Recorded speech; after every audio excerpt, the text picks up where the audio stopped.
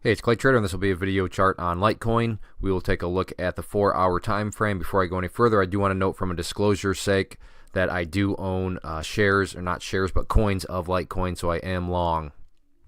Real quick, what do I mean by 4-hour in case maybe you are new to charts? Instead of each one of these candlesticks here representing 1 day's worth of price action, which is what you would normally see, each one represents 4 hours. So while this here may look like a few months worth of time, it's actually just the past few weeks broken down into 4-hour time slices.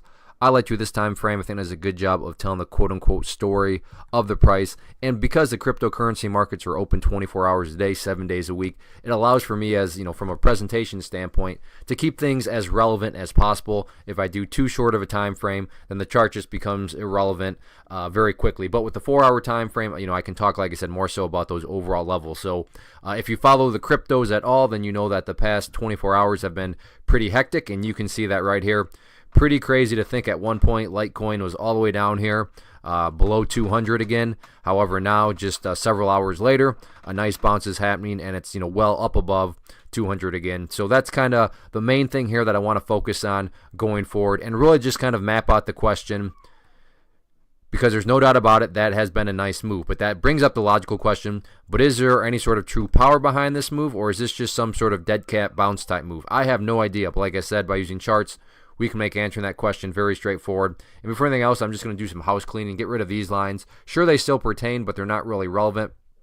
And from a presentation standpoint, I want to try to keep this as clean as possible. So the first level that's really going to help us answer that question is in regards to, and I'm going to use this line down here, but this point down here at $210. Why is 210 so important? Well, hopefully we can all agree that bounces that are truly strong are going to keep on bouncing, right? Or in other words, the price is going to make progress forward. It's not going to go back to where it was.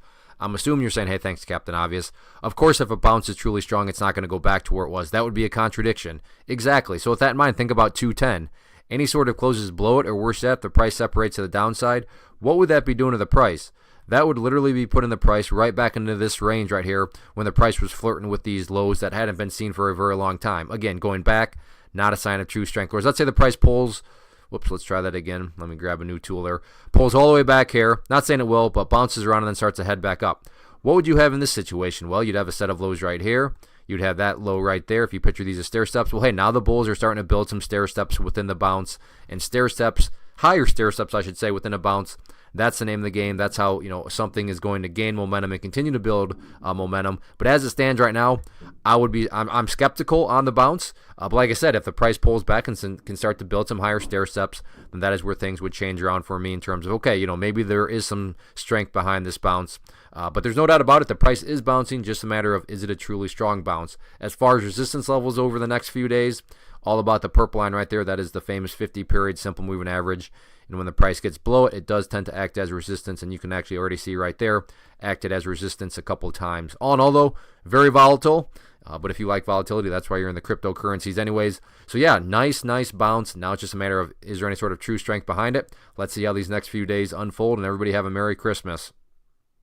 One of the biggest questions I get is, hey Clay, how do you find the stocks that you trade? So what I've done is put together a free resource guide where I talk about the tools that I use to locate stocks that I find interesting and think may have potential. So if that sounds like something that could add value to you as a trader, then click on the image that is up on the screen right now, and I will email you the guide. The guide itself is very short and to the point, and best part, it's completely free. Thanks for watching the video. Let me know if you have any questions.